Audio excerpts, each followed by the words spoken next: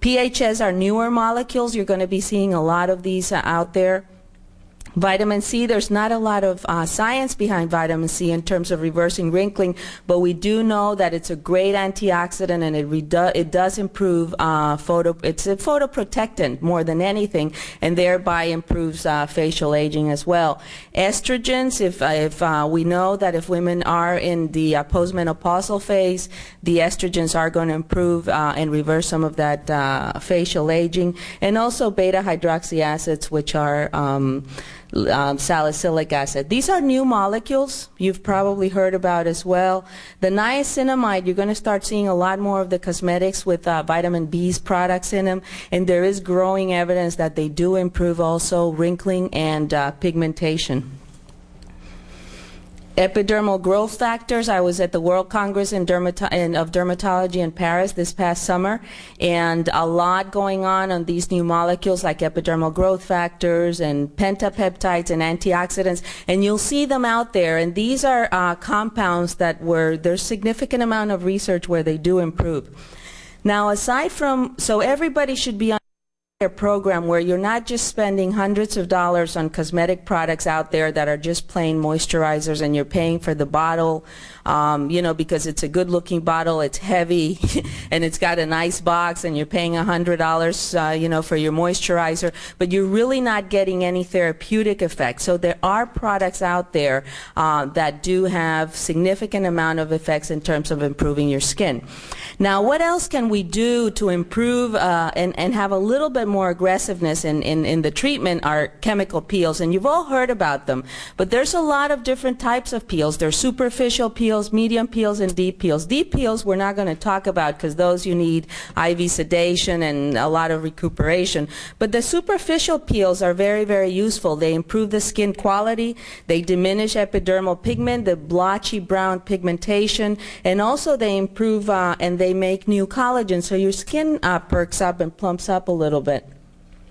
And these are some patients before and after, and you can see the amount of pigmentation before and after, and just the quality of the skin. The skin you get a little brilliance to it, or what we call radiance, and it's important. And it's good even in pigmented people, because a lot of the doctors were afraid to do peels in these older or pigmented individuals, people with ethnic skin or darker skin types, and they can get some improvement in their wrinkling and also in their blotchy pigmentation. So these are chemical peels, superficial chemical peels. Now, what else can we do?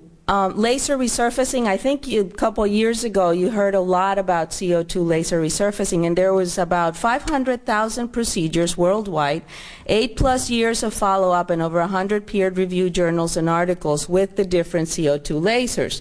Now, what happened was that there was a lot of media about the complications, and there were a couple people that went on TV with scarring or horrible pigmentation problems, so the use started to drop. And the erbium started to come up a little bit more, and people didn't want the downtime. You know, you had to, it would take about 14 days to heal, and most of them would be red.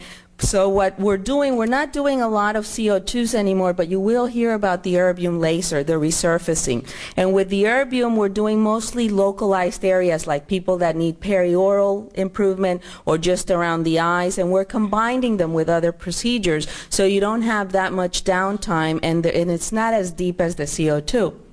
Now, the problem with the CO2 was that 100% erythema is redness. Everybody would be red, and the average was 4 or 5 months. So if it was a man, it was a catastrophe, because they could not put makeup on, and they would be in your office every week. When is the redness going to go away? When is the redness going to go away? So that was one of the problems. And also problems with pigmentation and acne. And the other issue was that there were a lot of infections, and this created a lot of, a lot of people were afraid of the problems with infections, and certain of the doctors in New York had 3 episodes of severe infection. So what happened is that the CO2 and the erbium have become less popular, and they've taken the old lasers that were vascular, because the media and the public are always searching what's new, what else can we do, and it kind of drives the industry to start hard trying to look at new devices and new products and see what we can do about this. And they came up with newer lasers. This is the whole list of new lasers. This is what's called non-ablative technology. And if you think about it, it's pretty amazing what they've done with all these lasers. And these are just a list of lasers that you might hear about, because some of my patients says, do you have the Cool Touch? Do you have the V-Beam? Because that's what the advertising drives